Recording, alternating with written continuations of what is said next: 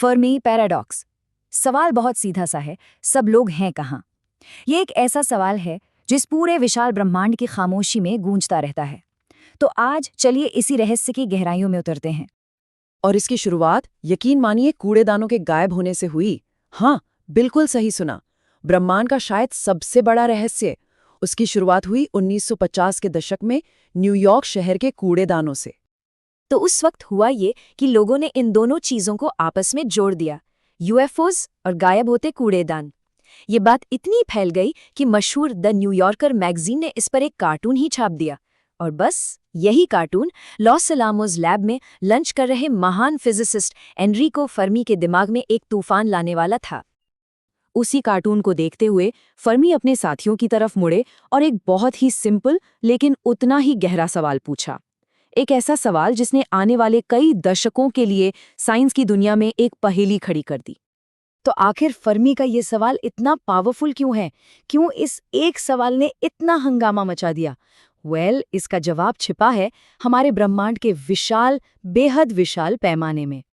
हमारा यूनिवर्स करीब करीब 13.8 अरब साल पुराना है। सोचकर देखिए, इतना लंबा वक्त।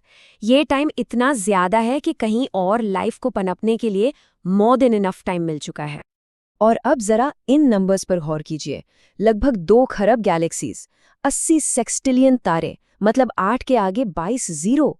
और सिर्फ हमारी अपनी गैलेक्सी मिल्की वे में अरबों ऐसे ग्रह हैं जो पृथ्वी जैसे हो सकते हैं। मतलब स्टैटिस्टिक्स के हिसाब से तो एलियन लाइफ की पॉसिबिलिटी बहुत बहुत ज्यादा होनी चाहिए, है ना? लेकिन बात सिर्फ नंबर्स की नहीं है। लाइफ के जो बेसिक बिल्डिंग ब्लॉक्स हैं, जो जरूरी केमिकल एलिमेंट्स हैं, जैसे कि कार्बन और ऑक्सीजन, वो ब्रह्मांड में सबसे कॉमन एलिमेंट्स में से हैं। मतलब लाइफ का सामान हर जगह मौजूद है। तो सवाल फिर वहीं आ जाता है, अगर यूनिवर्स इतना पुराना है, इतना बड़ा है और लाइफ के लिए सारी जरूरी चीजें भी हैं, तो फिर इतनी खामोशी क्यों है? हमें कोई सिग्नल क्यों नहीं मिलता, कोई दिखता क्यों नहीं? बस यही फर्मी पैराडॉक्स का कोर है। फर्मी के इस सवाल ने आगे चलकर साइंटिफिक कम्युनिटी को मोटा मोटा 2 कैंप्स में बांट दिया।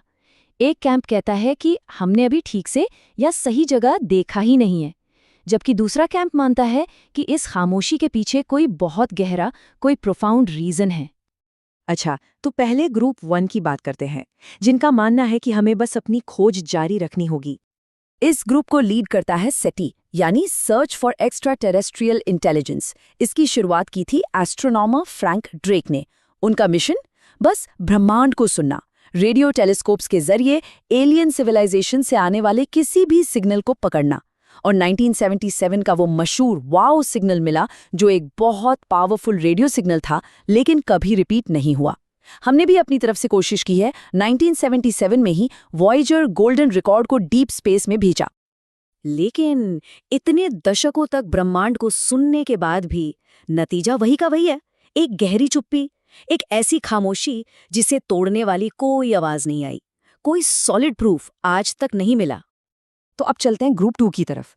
ये वो लोग हैं जो थ्योरीज बनाते हैं कि आखिर क्यों हमें अब तक कोई नहीं मिला। इनकी सबसे इंटरेस्टिंग थ्योरीज में से एक है द ज़ू हाइपोथेसिस। इसका कॉन्सेप्ट बड़ा सिंपल है।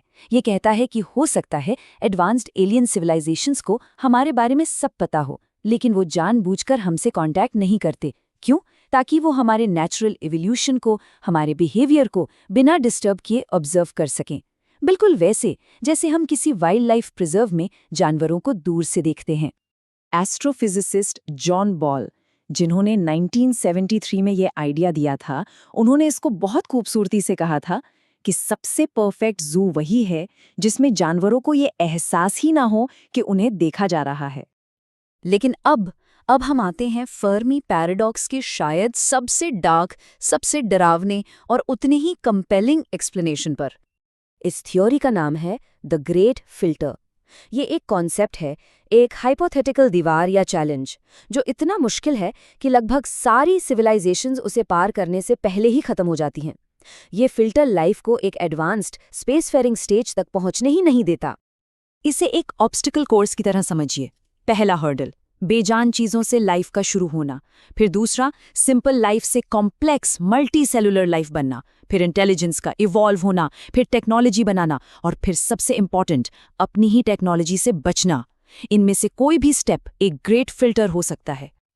लेकिन सबसे परेशान करने वाली बात क्या है जानते हैं? क्या हो अगर वो ग्रेट फिल्टर हमारी इंटेलिजेंस ही हो? क्या हो अगर हमारी सबसे बड़ी ताकत ही हमारी सबसे बड़ी कमजोरी साबित हो? जरा इस चार्ट को देखिए। जैसे जैसे हमारी टेक्नोलॉजी आगे बढ़ी है, हमारे झगड़े, हमारी लड़ाइयाँ कितनी ज़्यादा डिस्ट्रक्टिव हो गई हैं। वर्ल्ड वॉर 1 में लगभग 1 करोड़ लोग मारे गए। वर्ल्ड वॉर 2 में ये नंबर 7 करोड़ तक पहुंच गया। ये साफ साफ दिखाता है कि सेल्फ एनिहिलेशन यानी खुद को तबाह कर लेना एक बहुत ही रियल पॉसिबिलिटी है, एक पोटेंशियल ग्रेट फिल्टर। तो ये पैराडॉक्स सिर्फ एलियंस के बारे में नहीं है, ये हमें अपने यानी इंसानियत के फ्यूचर के बारे में सोचने पर मजबूर करता है।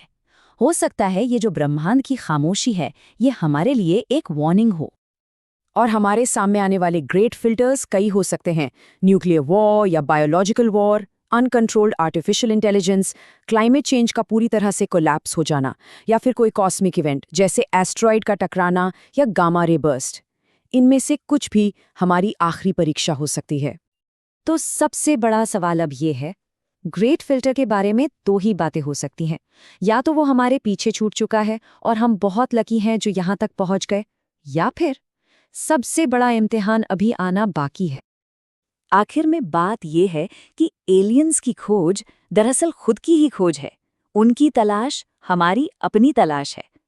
शायद इसका जवाब आसमान में, सितारों में नहीं है। शायद जवाब यही है हमारे हाथों में और उन फैसलों में जो हम यहाँ से आगे लेंगे।